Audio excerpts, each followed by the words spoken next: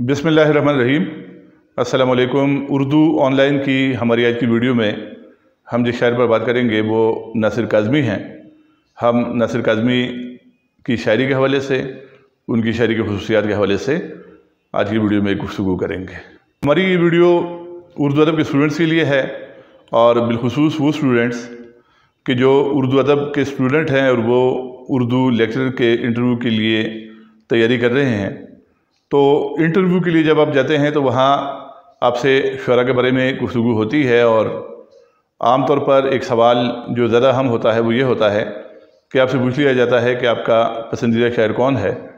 तो उसके जवाब में आपको ये बताना होता है कि अपने पसंदीदा शायर का आप नाम लेते हैं और फिर जब आप उस शायर का नाम ले लेते हैं तो उस शायर के बारे में मज़ीद सवालात भी आपसे हो सकते हैं। तो जिस शायर को आप अपना पसंदीदा शायर करार देंगे, आप कहेंगे कि फ़लाँ शायर जो है वो मेरा पसंदीदा शायर है, तो उसके बारे में बुनियादी मालूमात आपके पास होनी चाहिए और उस शायर की जो शायरी की खुसूसियात हैं उन पर भी आप बात कर सकें और शायर के कुछ अशार जो हैं वो भी आपको याद हों। तो उस हवाले से आज की वीडियो आपके लिए नासिर काज़मी के हवाले से मुफीद है। अगर आप इंटरव्यू में नासिर काज़मी को अपना पसंदीदा शायर करार देते हैं, आप कहते हैं कि मेरा पसंदीदा शायर नासिर काज़मी है, तो नासिर काज़मी के बारे में या उनकी शायरी की खुसूसियात के बारे में आज के इस लेक्चर में या इस वीडियो में हम गुफ्तगू करेंगे।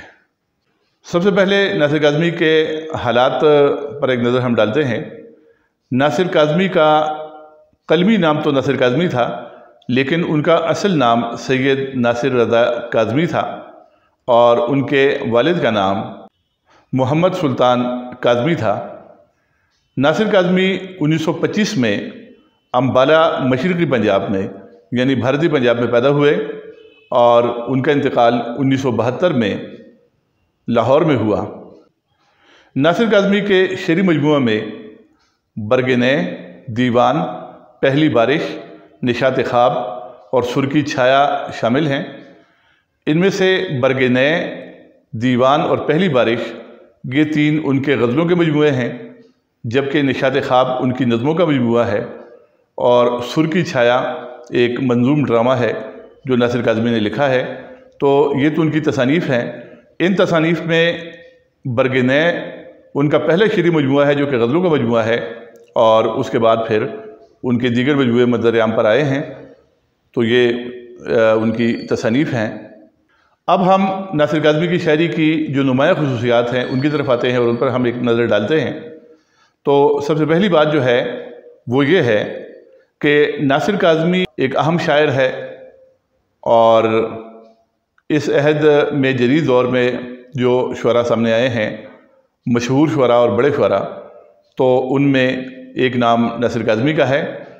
नासिर काज़मी की शायरी की सबसे बड़ी खुसूसियत यह है कि उन्होंने अपने अहद के मसाइल को और कर्ब को मुअस्सर अंदाज में अपनी शायरी में पेश किया है।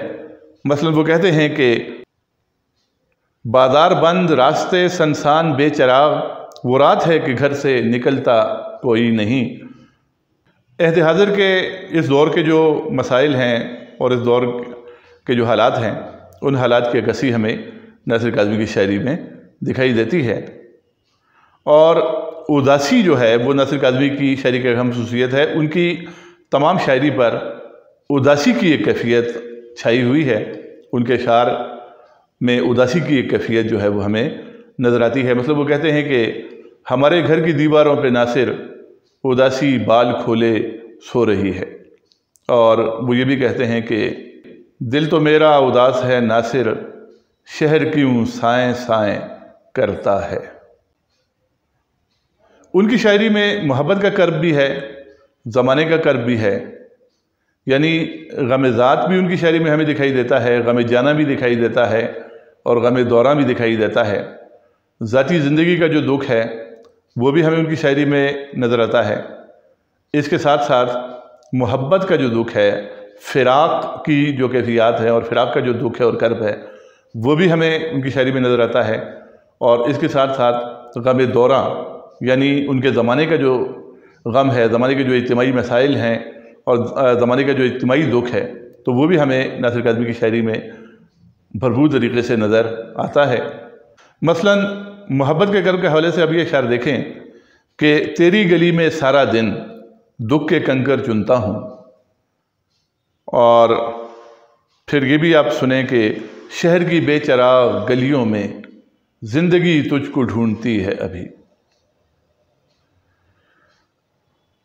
اسی طرح یہ ایک بہت مشہور غزل ہے کہ دل دھڑکنے کا سبب یاد آیا، وہ تیری یاد تھی اب یاد آیا، حال دل ہم بھی سناتے لیکن جب وہ رخصت ہوا تب یاد آیا، اور بیٹھ کر سایہ گل میں ناصر ہم بہت روئے وہ جب یاد آیا۔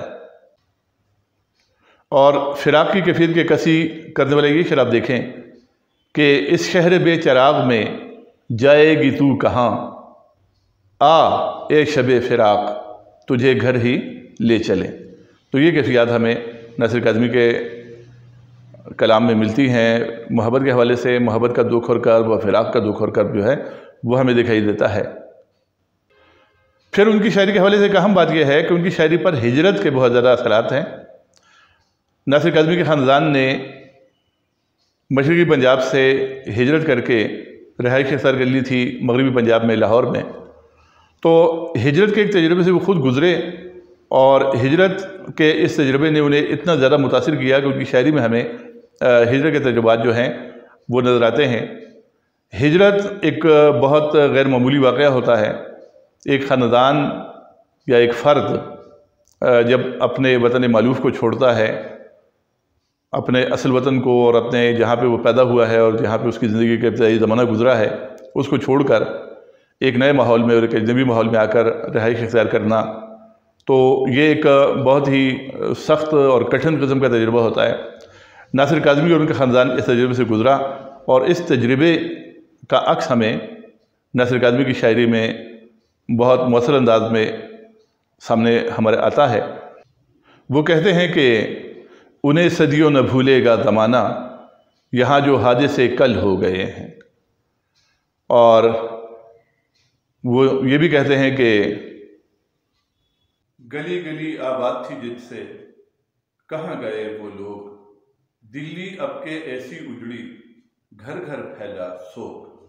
اور یہ شعر بھی آپ دیکھیں کہ پرانی صحبتیں یاد آ رہی ہیں، چراغوں کا دھواں دیکھا نہ جائے۔ وہ بار بار گزرے ہوئے زمانے کو یاد کرتے ہیں، اور ایک ماضی کی یاد، ایک نوسٹیلجیا کی کیفیت میں ڈھلتی ہوئی ان کی شاعری میں ہمیں نظر آتی ہے۔ پرانی محفلوں، پرانے مقامات کو اور پرانے لوگوں کو، گزرے ہوئے لوگوں کو وہ بار بار یاد کرتے ہیں۔ مل ہی جائے گا رفتگاں کا سراغ، اور کچھ دن پھرو اداس اداس، اور پکارتی ہیں فرصتیں کہاں گئیں وہ صحبتیں، زمین نگل گئی انہیں کہ آسمان کھا گیا۔ تو یہ بھی ان کی شاعری کی ایک اہم خصوصیت ہے۔